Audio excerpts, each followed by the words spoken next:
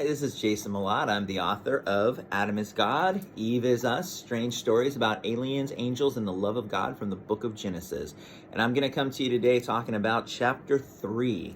And this chapter is a very interesting chapter. I talk about basically Genesis 1 and the creation story, which has a lot of interesting points and a lot of points of contention as well. So I call the chapter music at the beginning and music to the end because I'm kind of wanting to tell the story that there's a lot of different ways you can look at this chapter. There's a lot of different ways that you can interpret it.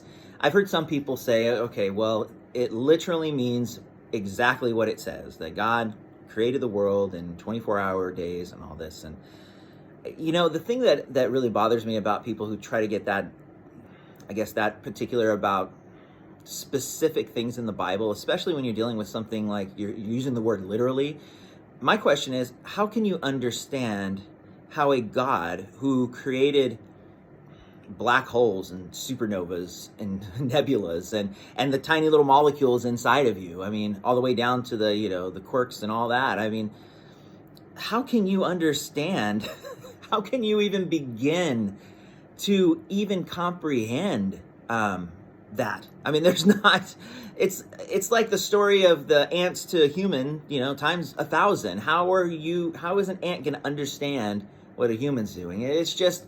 It's so far beyond what we can even grasp. And when we try to become, and I'm going to use the word dogmatic because I'm using that word for Christians because Christians understand that word, but let me explain it. Dogmatic means that you get stuck in a certain view and you just won't change. Now, I'm going to tell you something about people who don't change. Things that don't change are usually dead or they're rocks. And either one, you have to be open to look at things differently sometimes. Sometimes you got to open up. And now, I'm not saying that there's not amazing things literally in this chapter. One of the things I talk about is, ultimately when God had Moses write this book, was he trying to teach a science lesson? No. The word science was not something Moses or anybody back then would understand. And when you start trying to put some of that stuff in there, you got to remember, if it's there because God hid it there for you. I mean, it's not really an original intent of the author. The author wasn't thinking about quantum physics or the Big Bang, and those are things that when we try to put that into the scriptures, we're missing the original intent of the author. But I will say this, just the first verse in the Bible is very interesting. It says in Genesis 1:1, in the beginning, God created the heavens and the earth. Now, what you have there in this one little verse, in the beginning, you have beginning, which is time. God created the heavens, which is space, and the earth, which is matter. Now, the word God that's used there is Elohim, which is a plurality and a singularity. It's kind of a little bit of both, but let's say in this situation, we're going to use the singularity. So you have in the beginning a singularity creating space, time, and matter from nothing.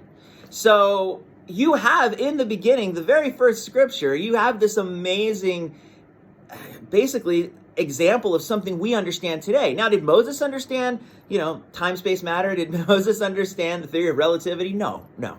But God did, and so he snuck it in there for you guys. There's a lot of really interesting things that I go into this chapter, and I'm not going to go to every little thing, because I do talk about some of the scientific things. I talk about the Big Bang, and I talk about my reasoning behind why I don't believe it the way a lot of people who take the idea of God out of it, and they just have this, random chance thing happening in the middle of the universe somewhere.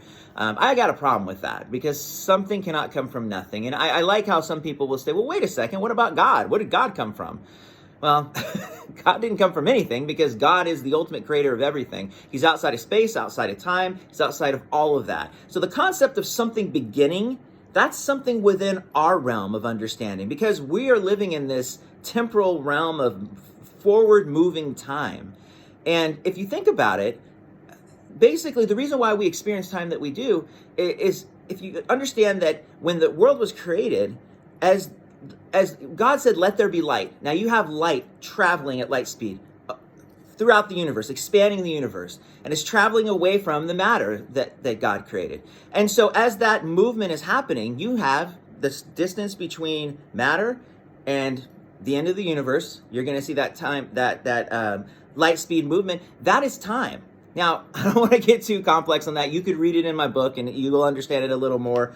But one of the things I do want to get to is that when I read this, it's very much musical. There's so much of poetry that I'm seeing, and a rhythm and a cadence. You know, God did this, and it was morning and evening, and morning and evening. And if you go online and listen to the original Hebrew reading of it, it's beautiful. I mean, it's amazing.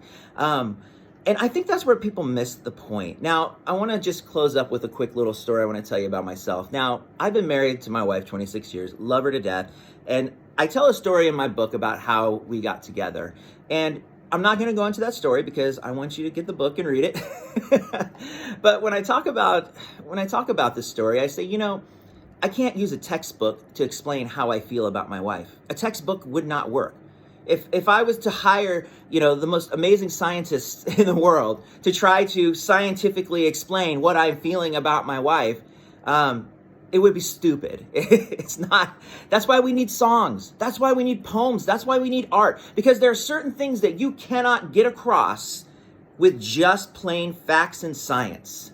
Now, there's some interesting quote that I actually include in this chapter. It's from Stephen Hawking.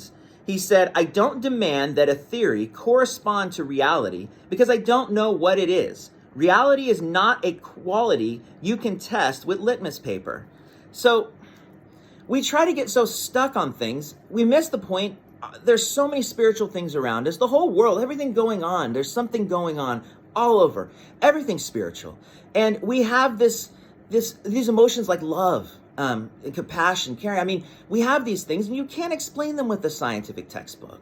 So I just go into some of the things that I see in Genesis 1. I see that God dancing on the chaotic waste that was there and speaking life into chaos and creating something beautiful, that it says that it was good. And then when he created man, humans, us, male and female, he said it is very good.